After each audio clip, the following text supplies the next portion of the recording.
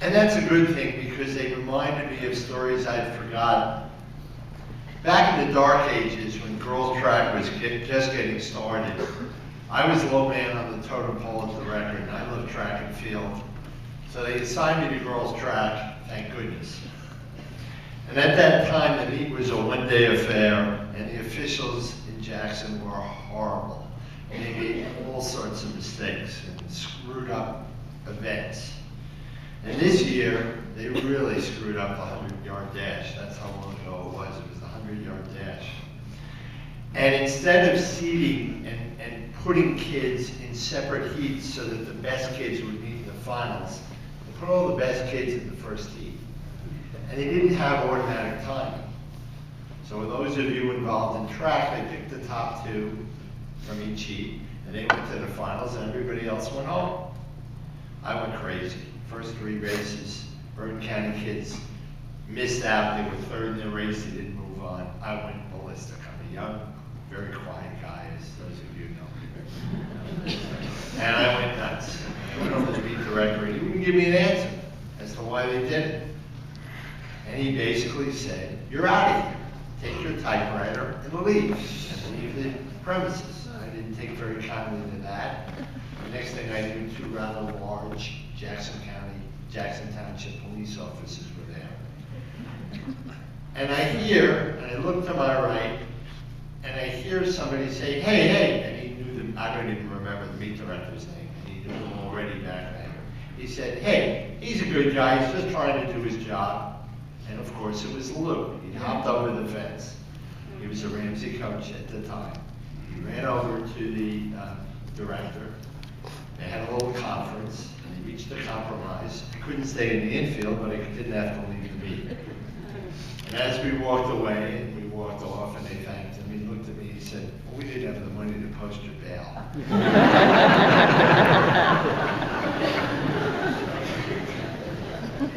I'm in a tough position today for obvious reasons, but beyond that, because I've already written a lot in the newspaper and posted a long blog online, and I don't want to bore you with a repeat story.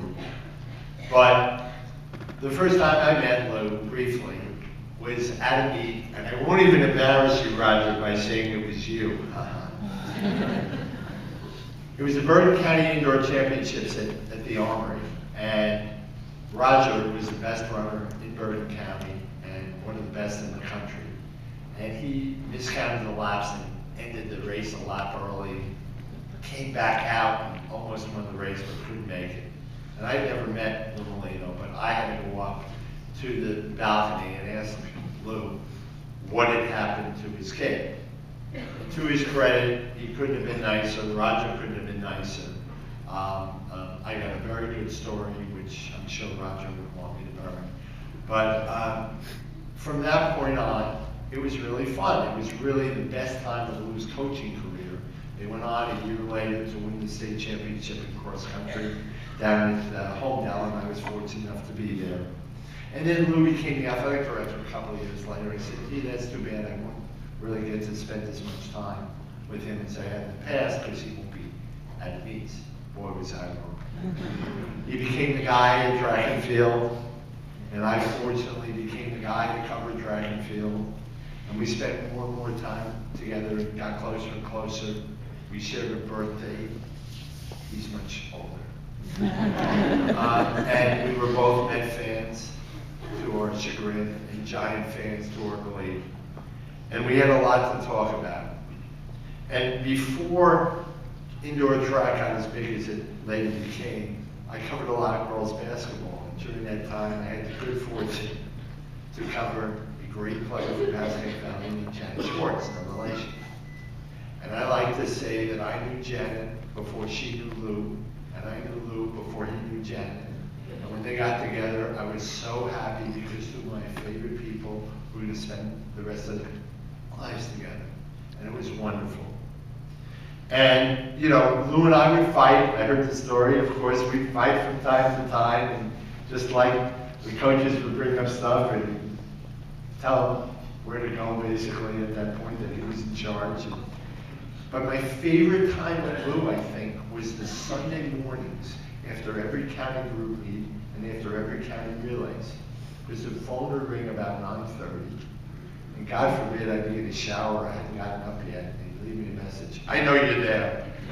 Call me back.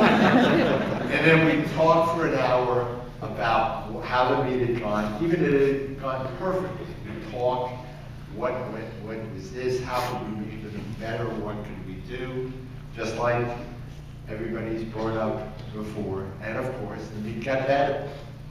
This is the best meet in New Jersey, not the state meet. Any meet in Bergen County, because of these guys, and of course because of Lou's leadership, is the best meet, the best run meet with the best kids, the best experience because of him. But Lou was always a Ramsey guy first. He loved everybody else. I saw kids the other night from Hasbrook Heights. This year's group of Hasbrook Heights kids came up to see him from all over the county. Everybody I've seen in the week since has come up to me. First they've asked me and they've issued condolences to me, but then they've said how upset they are to lose Lou. And he'll never be forgotten because he's inside of all of us. But Lou is first and last a coach. I mean, he really was. He was born to be an athletic director, but he was always a coach. Tommy and Brian talked about the situation when they first started. And it reminded me of a story. Mike Albersi's here. I don't know if you were on this team, but it was, Old Japan had a really good boys cross-country team, and they really were better than Ramsey about a year or two after Roger graduated. But Ramsey was still very good. And I can't remember if it was the group meet or the state sectional meet, but Ramsey has its distinctive yellow uniforms in various forms over the years. And Old Japan had a strategy, and a wonderful coach who went on, his son actually graduated from, I think Cornell, was an outstanding mile up on Bruce High. He later moved up to Vermont and ran it in up there, and he was younger than Lou, and he was cocky, and he was good, and he knew it, and his kids were good. But they go up to Garrett Mountain, where all the county races were back at that time, were the sectional race. And he always had them, the Old Japan kids, stick on a yellow Ramsey uniform. And there were about 120 kids in this race. And the gun goes off, and at Garrett Mountain, you see the kids for about 15 minutes, they disappear into the woods, and about 10 minutes later, they come out at the bottom of the hill and they watch the rest of the race. And I hear this voice screaming at the top of their lungs, "They're in blue! They're in blue!" Lou had worn separate blue Ramsey uniforms for use that day.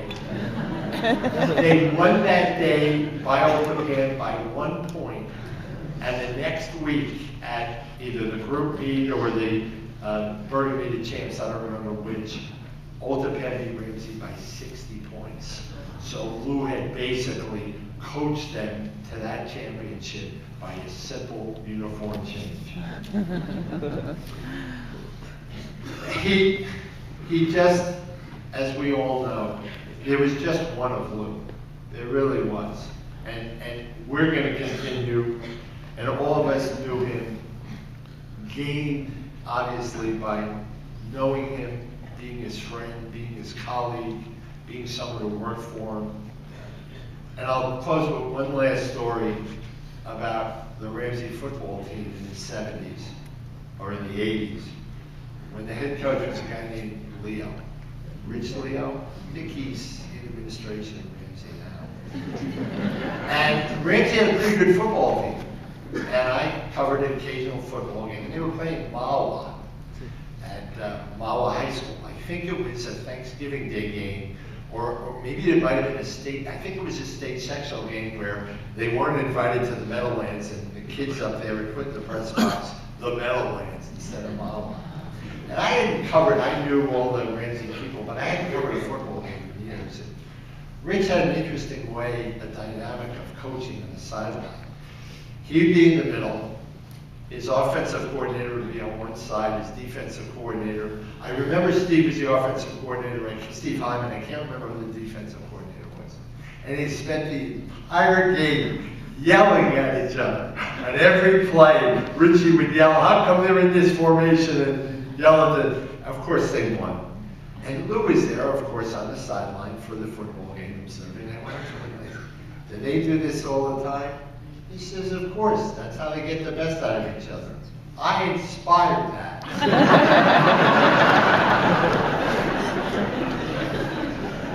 And he certainly did. And this has been a tough week for all of us. And Janet's asked me, she doesn't know whether she can get up here and say anything, and Janet's asked me on behalf of herself and the family to thank everybody for coming here and giving memories of Lou, and really wants to hear some of these other stories that I'm sure other people will have. And I know there's one more speaker, I think, after me, and then they're going to open it up. And he lives with us, and because he lives with us, when we go to do these meets in the winter, in the spring, and in the future, we're all going to step up to make him proud of us, because he's watching us, and he'll let us have it if we don't do the right thing.